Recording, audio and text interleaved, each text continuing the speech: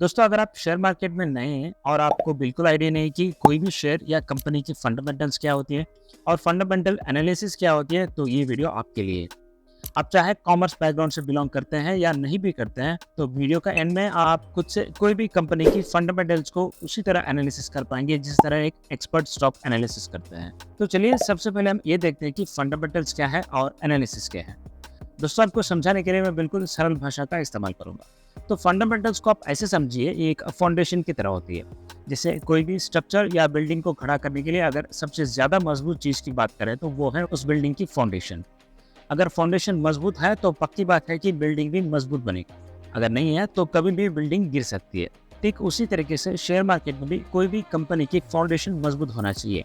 यहाँ पर फाउंडेशन की मतलब होती है उस कंपनी की फाइनेंशियल हेल्थ, उसकी बिजनेस, उसकी रेवेन्यू, प्रॉफिट, प्रोमोटर्स, ऐसे काफ़ी सारे चीज़ों का ध्यान रखना पड़ता है, जिसे हम बेसिकली फंडामेंटल्स कहते हैं। तो आपको रफली आइडिया मिला होगा कि फंडामेंटल्स क्या होता है।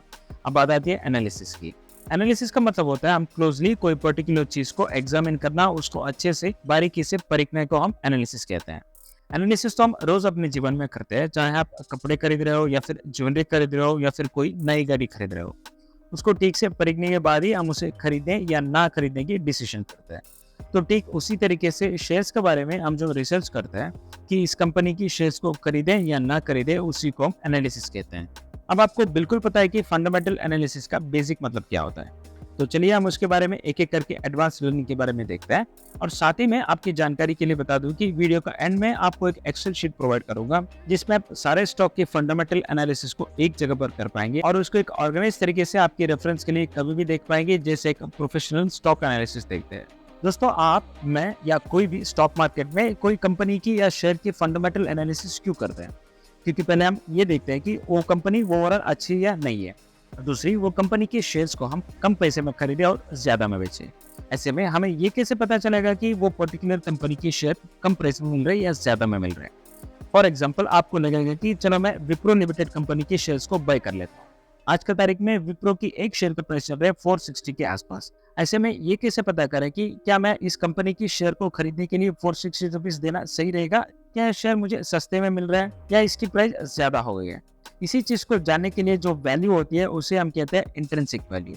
इंट्रिंसिक वैल्यू को हम एक एग्जांपल से समझते हैं। मान लो आप एक प्रॉपर्टी खरीदना चाहते हैं और इस बारे में आप आपके एरिया में थोड़ा बहुत रिसर्च करने के बाद आपको 2 प्रॉपर्टी ऐसे मिलती है, जिसमें से एक प्रॉपर्टी को आप फाइनेंस करके खरीदना चाहते हैं। अब ये दोनों प्रॉपर्टी के प्राइस सेम है, जो कि 10 लाख रुपए है। ऐसे में आप बिल्कुल कंफ्यूज हो जाएंगे कि आपको प्रॉपर्टी एक्स को खरीदना चाहिए या फिर प्रॉपर्टी वाई को। तो इस कंडीशन में आप दोनों प्रॉपर्टी को कंपेयर करेंगे प्रॉपर्टी के साथ मिलने वाली अदर फैसिलिटीज या अम्यूनिटीज के साथ। प्रॉपर्टी एक्स जहाँ पर है वहाँ पर वॉकेबल डिस्टेंस में ही मेट्रो स्टेशन है, रेप्यूटेड स्कूल है, डीमार्ट है, रिलायंस मार्ट जैसे सुपरमार्केट्स है और बस स्टेशन भी नज़दीक में है। वहीं अगर प्रॉपर्टी वाई की बात करें तो प्रॉपर्टी वाई जिस लोकेशन में है वहाँ पर कोई भी ऐसा पीपल फ्रेंडली शॉप्स या कुछ अम्यूनिटीज नहीं है और यहाँ तक कि बस का भी फ्रीक्वेंसी कम है सिटी का मेन लोकेशन पर आने के लिए। वैसे में जाहिर है आप प्रॉपर्टी एक्स को ही चूज करेंगे, क्योंकि आप जितना प्राइस उस प्रॉपर्टी को दे रहे हैं उससे कहीं गुना ज़्यादा वो वैल्यू प्रोवाइड कर रही है। और एक्चुअल में इस प्रॉपर्टी की वैल्यू 10 लाख है, तो ये हमें बहुत ही सस्ते प्राइस में मिल रहा है। इसी को शेयर मार्केट की लैंग्वेज में अंडर वैल्यूड कहते हैं। वहीं अगर प्रॉपर्टी वाई के पास कुछ खास नहीं है फिर भी वो ज़्यादा प्राइस डिमांड करती है, उसी चीज़ को मार्केट में हम ओवर वैल्यूड कहते हैं। तो इसी तरह से आप शेयर मार्केट में भी कोई भी कंपनी की शेयर प्राइस को देख करके पता नहीं कर सकते कि वो कंपनी अंडर वैल्यूड है, ओवर वैल्यूड है। उसके बारे में थोड़ा बहुत रिसर्च करने पर आपको पता चलेगा कि आप जो प्राइस दे रहे हैं उस प्राइस के लिए वो वैल्यू प्रोवाइड करती है या नहीं। सिंपल वर्ड्स में हम अक्सर इसके लिए कहते हैं कि इज इट वर्थ और नॉट। शेयर मार्केट में हम इसी को इंट्रिंसिक वैल्यू कहते हैं कोई भी कंपनी की शेयर। अब बात आती है कोई भी शेयर की इंट्रिंसिक वैल्यू को कैसे पता करें। वैसे आप इसके लिए कोई स्कैनर को यूज करेंगे तो आपसे सब्सक्रिप्शन की डिमांड करते हैं और आपको पैसे देने पड़ती है। और मैं आपको फ्री में बताऊंगा कि कैसे इसे चेक करना होता है।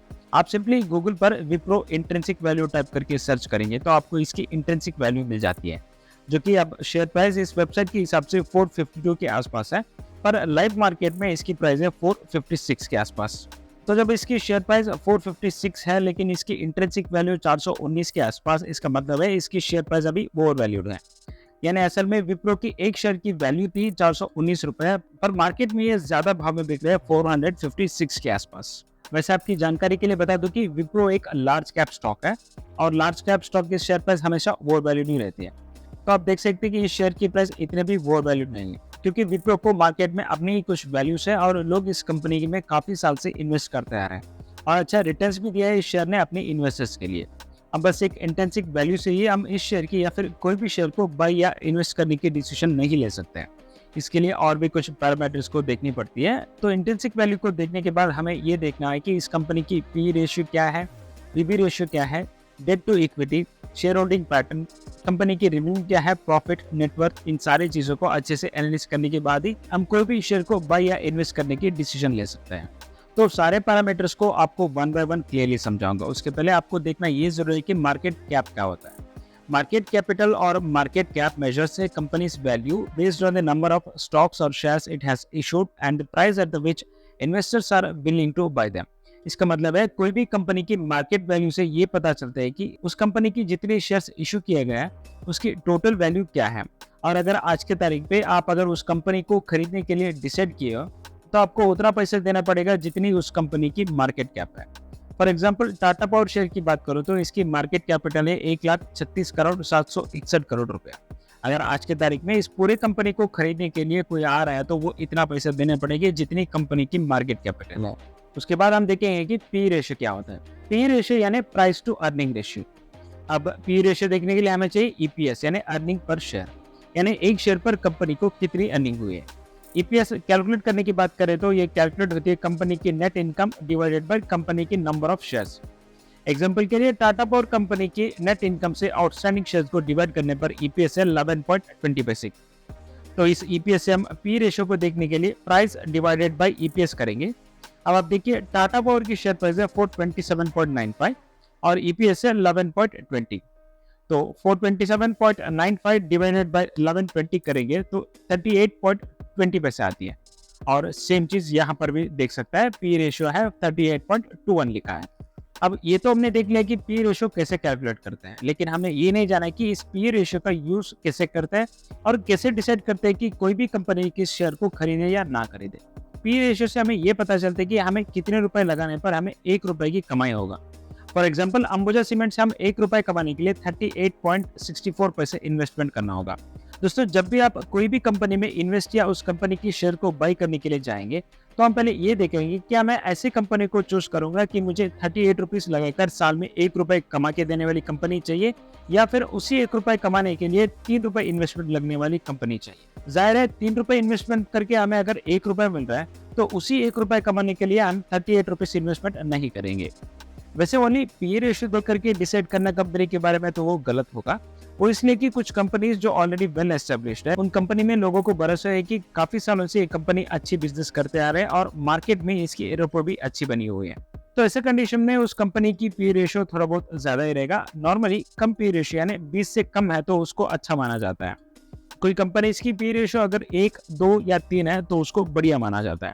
तो पी रेशियो देख करके आप अगर कोई भी शेयर्स को बाय करने की प्लान बना रहे हो तो आपको उस कंपनी की पी रेशियो के साथ उस इंडस्ट्री की पी रेशियो से कंपेयर करने पर आपका एनालिसिस सही रहेगा। फॉर एग्जांपल इमामी कंपनी की पी रेशियो है 27, लेकिन इंडस्ट्री की पी है यानी उस पर्टिकुलर सेक्टर या सिमिलर कंपनीज की इंडस्ट्री की पी है 50।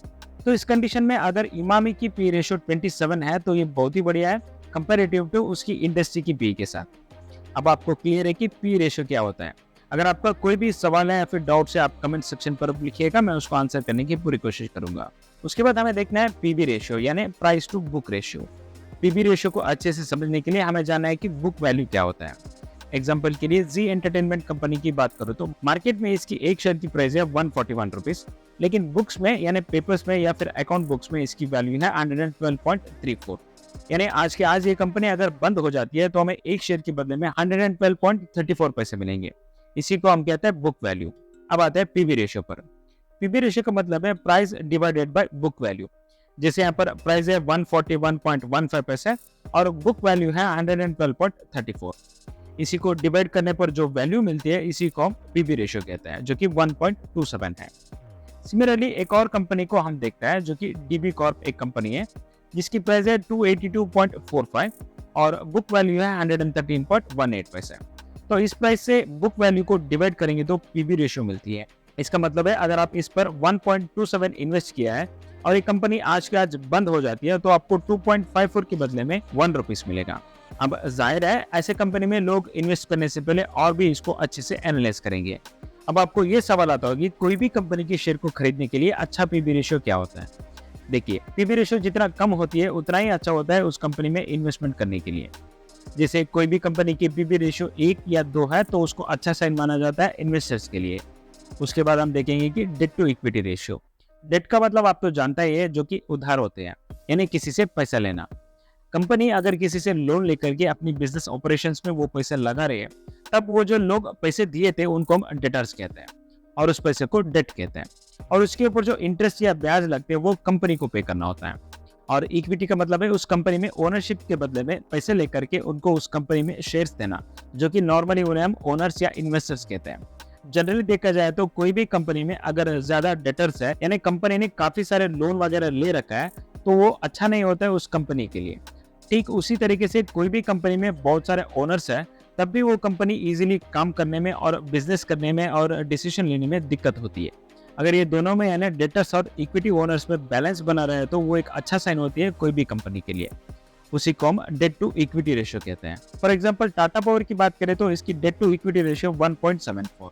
इसका मतलब है 1 रुपए इक्विटी के बदले 1 रुपए 75 पैसे की कर्ज ले रखा है एक कंपनी ने।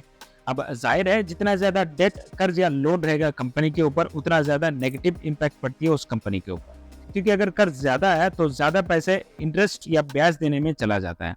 अगर कर्ज नहीं तो उसी पैसे को कंपनी अपना डेवलपिंग प्रोग्राम में इन्वेस्ट कर सकती है या फिर डिविडेंड की परसेंटेज ज्यादा करने के बारे में सोच सकती है। अब आपको ये पता चला कि डेट टू इक्विटी रेशियो क्या होता है, और आपको ये भी जानना पड़ेगा कि कौन सा debt to equity ratio best होती है एक इन्वेस्टर की पॉइंट ऑफ व्यू से। देखिए, कंपनी की जितनी डेट टू इक्विटी रेशियो कम होती है उतनी बेस्ट होती है उस कंपनी के लिए।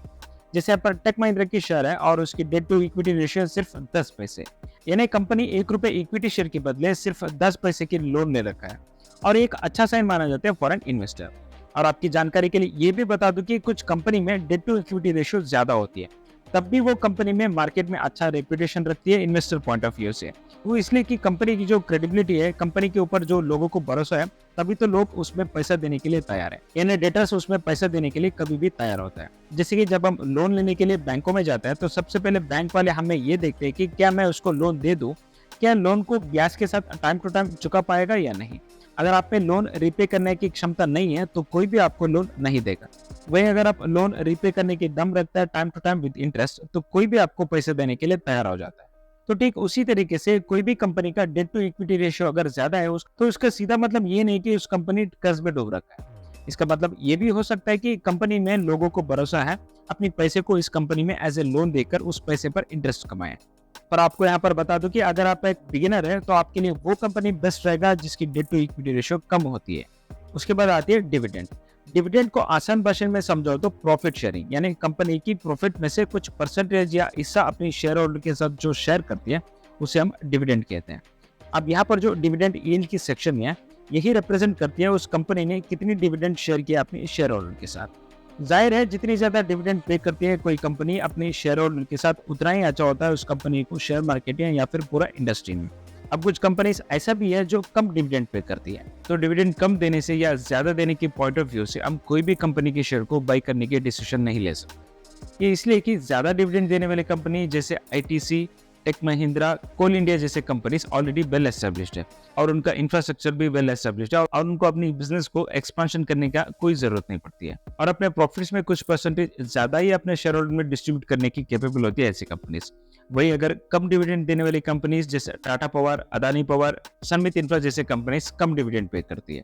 वो इसलिए कि ऐसे कंपनीज अपने प्रॉफिट को डिविडेंड के रूप में अपने शेयर होल्डर से शेयर करने के बगैर अपने पास ही रखकर अपनी कंपनी को और भी ग्रोथ या एक्सपेंशन करने में लगी होती है, ताकि आगे जाके वो कंपनीज और भी अच्छे बिजनेस कर सके और रेवेन्यू जनरेट कर सके।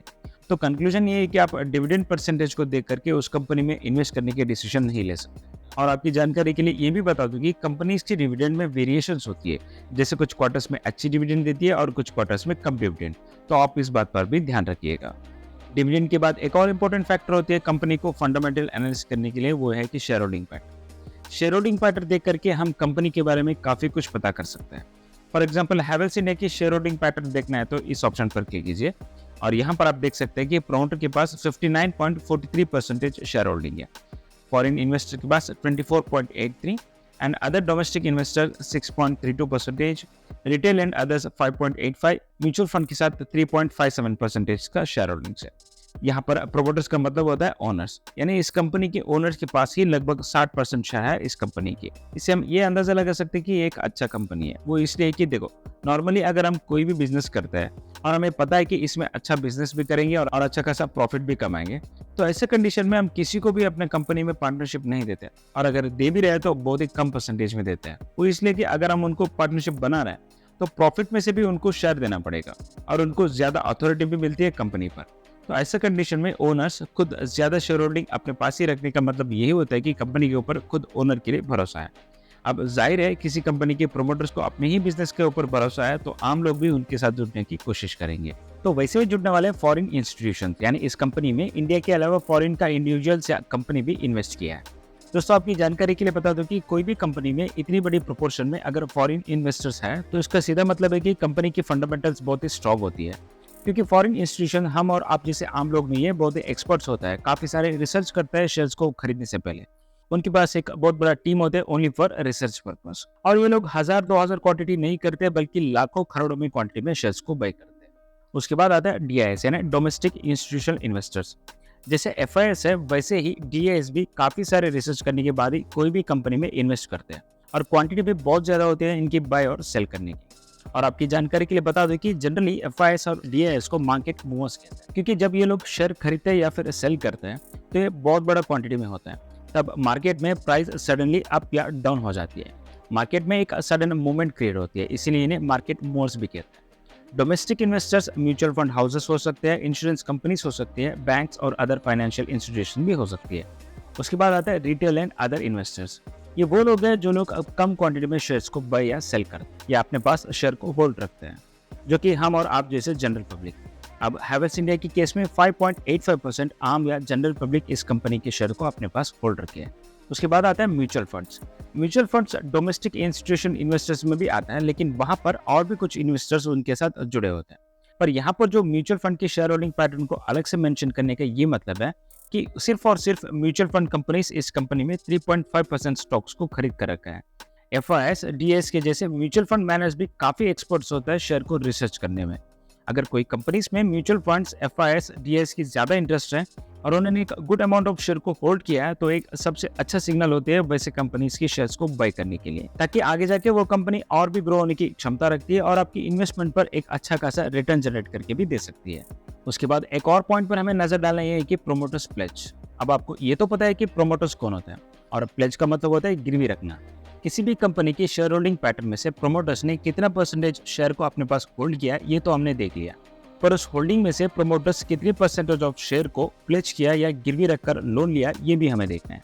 प्रोमोटर्स तभी अपनी होल्डिंग को प्लेज करते हैं तब उनके पास फंड्स की अवेलेबिलिटी कम होती है या दूसरे कोई फंडिंग सोर्स नहीं होती है। प्रोमोटर्स प्लेजिंग उस कंपनी की फाइनेंशियल डिस्ट्रेस की साइन होती है। तो इसलिए जब भी हम किसी कंपनी की फंडामेंटल एनालिसिस करते हैं, तब प्रोमोटर्स होल्डिंग परसेंटेज के साथ ही उस परसेंटेज में से कितनी परसेंटेज प्लेज कर रखा है उस कंपनी ने, वो भी देखना बहुत जरूरी हो जाता है। फंडामेंटल एनालिसिस में हमें ये भी चेक करना होगा कि कंपनी की बैलेंस शीट क्या इंडिकेट करती है। अब देखो, किसी का अगर कॉमर्स बैकग्राउंड नहीं है तो बैलेंस शीट को समझने में थोड़ा मुश्किल होगा, या फिर जिनकी कॉमर्स बैकग्राउंड है उनको भी अगर पूरे बैलेंस शीट को चेक करना नहीं आता है तो कोई बात नहीं, मैं आपको सिंपल वर्ड्स में कुछ इंपॉर्टेंट फैक्टर्स के बारे में बताऊंगा, जिससे कि कोई भी व्यक्ति बैलेंस शीट पर जो टर्म्स और वर्ड्स होती है उसे आसानी से समझ पाएगा और कंपनी की बैलेंस शीट के बारे में काफी कुछ जान पाएगा। देखिए, कोई भी कंपनी अपने प्रोडक्ट्स या कुछ सर्विसेज प्रोवाइड करती है और उसमें जो पैसा या बिजनेस होती है उसी को हम रेवेन्यू कहते हैं, और उस रेवेन्यू में से एक्सपेंस जैसे रेंट, सैलरी, ट्रांसपोर्टेशन, ये सब माइनस करने के बाद जो अमाउंट मिलती है उसे हम प्रॉफिट कहते हैं। और बैलेंस शीट में दो सेक्शंस होता है, एक एसेट और एक लायबिलिटीज। अब आप जो भी ऐप यूज कर रहे हो आपकी ट्रेडिंग या इन्वेस्टमेंट के लिए, उन सारे ऐप्स में कंप्लीट और डिटेल्ड बैलेंस शीट नहीं दिया जाता है और आपको उसके लिए अलग से वेबसाइट्स यूज करना होगा। लेकिन कुछ इंपॉर्टेंट पॉइंट्स को ही आपको बैलेंस शीट में देखना होता है, बस उतना ही काफी होता है आपको एनालिसिस करने में। उसमें से सबसे पहला होता है रेवेन्यू। देखिए, यहाँ पर जो टाटा पावर की कंपनी है उसकी रेवेन्यू की बात करें तो यहाँ पर रेवेन्यू क्वार्टरली दिखा रहा है, और इस सेक्शन पर ईयरली प्रॉफिट देखना चाहते हैं तो वो भी देख सकते हैं। देखिए, यहाँ पर क्या हो रहा है, हर साल कंपनी की रेवेन्यू बढ़ रहा है, यानी सेल्स बढ़ रहा है। 2019 में 30 करोड़ के आसपास थी और 2020 में 29 करोड़ की हो गई, जो कि कोरोना के टाइम थी। उसके बाद 2021 के बाद कंपनी की रेवेन्यू में एक अच्छा ग्रोथ मिला है, और प्रॉफिट में भी यहाँ पर थोड़ा बहुत वेरिएशन देख सकता है। दोस्तों कुछ सालों में कंपनी की प्रॉफिट कम हो जाता है, वो इसलिए कि कंपनी एक्सपेंशन प्लान जब करती है, ग्रोथ करती है, तब प्रॉफिट के ही पैसा यूज करने की वजह से रेवेन्यू ग्रोथ होने पर भी प्रॉफिट कम होता है। उसके साथ एक और सेक्शन यहाँ पर आपको ध्यान देने की वो है नेटवर्थ।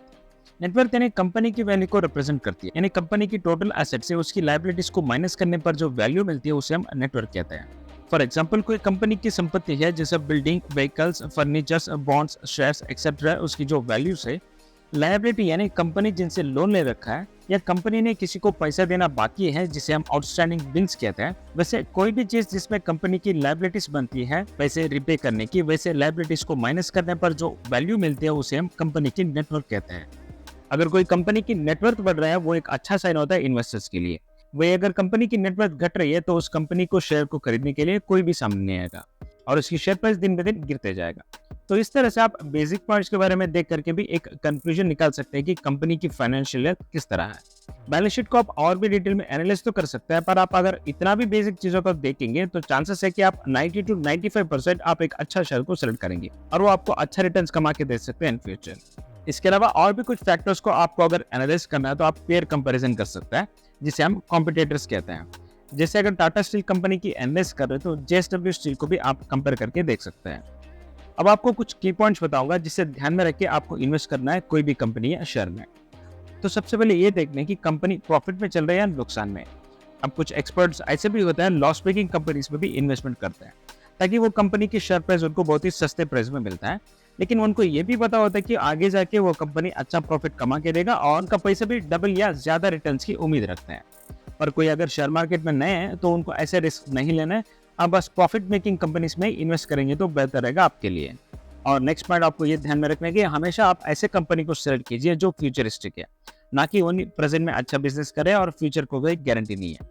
एग्जाम्पल, आप अगर डीजल इंजन या कोल पावर जनरेट करने वाली कंपनी में इन्वेस्ट करना चाहते हैं तो आपको ध्यान में ये रखना है कि फ्यूचर क्या रहेगा इसकी। जैसे कि आपको पता है कि डीजल इंजन की यूज आगे जाके कम हो सकती है, दुनिया धीरे धीरे रिन्यूएबल सोर्स ऑफ एनर्जी की तरफ बढ़ रही है।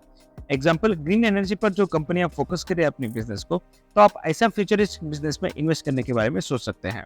उसके बाद थर्ड पॉइंट आपको कंसिडर करना है, जो मोनोपोली स्टॉक्स होता है उस पर भी आप इन्वेस्ट करने के बारे में सोच सकते हैं। फॉर एग्जाम्पल, पिडिलाइट कंपनी जो कि एडेसिव सॉल्यूशन की बिजनेस काफी सालों से बेस्ट एडेसिव प्रोवाइड कर रही है। इसके सामने कोई भी कंपनी आती है या फिर कॉम्पिटिटर्स है, उनके लिए पिडिलाइट कंपनी जैसे सर्विस देने में मुश्किल होती है और वो कंपनी से पिडिलाइट कंपनी को कॉम्पीट करने में भी फेल हो जाती है। तो ऐसे कंपनी में इन्वेस्ट करने के बारे में आप सोच सकते हैं। सिमिलरली एक और शेयर है जो कि आईआरसीटीसी। आईआरसीटीसी के बारे में आपने सुना ही होगा, जो कि इंडियन रेलवे का एकमात्र वेंडर है जो कि रेलवे की टिकट और कैटरिंग की कॉन्ट्रैक्ट ली हुई है और काफी सालों से इंडियन रेलवे की सर्विस में मोनोपोली बना के रखे अपनी अच्छी सर्विस के चलते हैं।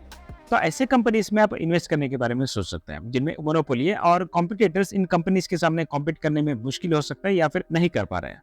उसके बाद फोर्थ पॉइंट पर आपको यह ध्यान रखना है कि आप ऐसे कंपनी या बिजनेस को अवॉइड कीजिए जिसपे ज्यादा कॉम्पिटिटर्स होते हैं। उसके बाद फिफ्थ पॉइंट है, आप जब भी किसी भी कंपनी के शेयर को खरीदने से पहले आप ये चेक कर लीजिए कि कंपनी की प्रॉफिट और नेटवर्थ हर साल इंक्रीज हो रहे हैं। उसके बाद सिक्स पॉइंट है, be alert, be accessible to genuine source of news, keep eye on global events. देखिए, आपने ऑब्जर्व की होगी जब भी कोई इवेंट होती है इंडिया में या फिर वर्ल्ड पर कहीं पर, उसकी अक्सर असर पड़ती है शेयर मार्केट पर, वो चाहे कोरोना हो या फिर कुछ और इवेंट्स। कोविड एक ग्लोबल क्राइसिस था जिसकी वजह से सारे इन्वेस्टर्स अपने स्टॉक को बेचने में लग गए डर के मारे, और शेयर मार्केट में सप्लाई ज्यादा और डिमांड कम होने की वजह से शेयर मार्केट में एक बड़ी गिरावट हुई है कोरोना के टाइम पर। सिमिलरली रशिया और यूक्रेन की वॉर जब हुआ था, इजराइल और पैलेस्तीन की कॉन्फ्लिक्ट जब एस्केलेट हुआ था, तब भी उसकी असर शेयर मार्केट पर पड़ी थी। तो कहने का मतलब है, आप हमेशा ऐसे खबरों पर अपडेट और अलर्ट रहिएगा ताकि ऐसे अनप्रेसिडेंट इवेंट्स में आप आपकी शेयर को बाय या सेल करने की डिसीजन ले सके। उसके बाद आपको कंसीडर करना है कि आपकी रिस्क एपेटाइट कितना है, यानी आपकी रिस्क टेकिंग कैपेसिटी क्या है। जो लोग ज्यादा रिस्क लेने के लिए तैयार है वो लोग ग्रोइंग न्यू कंपनीज, फ्यूचर में अच्छा बिजनेस करने वाली एंटरप्राइजेस या कंपनीज में इन्वेस्ट कर सकते हैं। और वो लोग जो सेफ जोन में रहना पसंद करते हैं, ज्यादा रिस्क नहीं ले सकते हैं, तो वैसे लोग लार्ज कैप कंपनीज में अपने पैसे को इन्वेस्ट कर सकते हैं। दोस्तों, जैसे कि मैं आपको पहले बताया था, आपको एक एक्सेल शीट प्रोवाइड करूंगा जिसमें आप इन सारे पॉइंट्स को, जो कि फंडामेंटल एनालिसिस की डिटेल्स को एक साथ में एक ही जगह पर नोट करके रख सकते हैं और कभी भी उसको एडिट कर सकते हैं और एनालाइज करने में आपको आसान हो सकता है। तो वो एक्सेल शीट कुछ इस तरह रहेगा। इस सेक्शन पर सारे कंपनीज का लिस्ट रहेगा जो आप एनालाइज करना चाह रहे हैं, और यहाँ पर उस पर्टिकुलर कंपनी की करंट मार्केट प्राइस रहेगा, यानी उस कंपनी की आज की जो शेयर प्राइस है वो रहेगा। और इंट्रिंसिक वैल्यू यहाँ पर रहेगा, और P ratio, PB ratio, debt to equity ratio, share holding pattern, profit रहेगा यहाँ पर, और नेटवर्थ इस सेक्शन पर रहेगा। और इस सेक्शन पर आपको उसके बारे में रिमार्क्स लिख सकता है। तो जब भी कोई भी कंपनी की फंडामेंटल एनालिसिस आप जब करेंगे तो यहाँ पर आप उसके नंबर्स को एंटर कर सकते हैं और अपडेट भी कर सकते हैं, और आपको एक ही जगह पर सारे कंपनी की फंडामेंटल डिटेल्स को एनालाइज करने में आसान हो सकता है। दोस्तों, अगर आपने अभी तक डीमैट अकाउंट नहीं ओपन किया है तो नीचे दिए गए रेफरल लिंक से आप अपने डीमैट अकाउंट को ओपन कर सकते हैं, और जो लोग मेरे रेफरल लिंक से अकाउंट ओपन करेंगे उनको मैं अपने प्रीमियम ग्रुप में ऐड करूंगा, और वहां पर अच्छे स्टॉक्स और शेयर मार्केट के रिलेटेड सारे इन्फॉर्मेटिव और अपडेट पोस्ट करते रहता हूँ। तो जल्दी आप डिस्क्रिप्शन बॉक्स पर जो दिए गए रेफरल लिंक से अकाउंट ओपन करके स्क्रीन पर जो नंबर दिख रहा है उस पर मुझे स्क्रीनशॉट भेजिएगा, और आपको जो भी सवाल है या फिर डाउट है आप कमेंट सेक्शन पर लिखिएगा, मैं उसको आंसर करने की पूरी कोशिश करूंगा। तो उम्मीद है आज का ये वीडियो आपको यूजफुल और इन्फॉर्मेटिव लगा होगा। अगर ऐसा है तो जरूर एक लाइक कर दीजिएगा, चैनल पर नए है तो इस चैनल को जरूर सब्सक्राइब कर लीजिएगा। तो मिलते हैं एक और नए और इन्फॉर्मेटिव वीडियो के साथ। जय हिंद।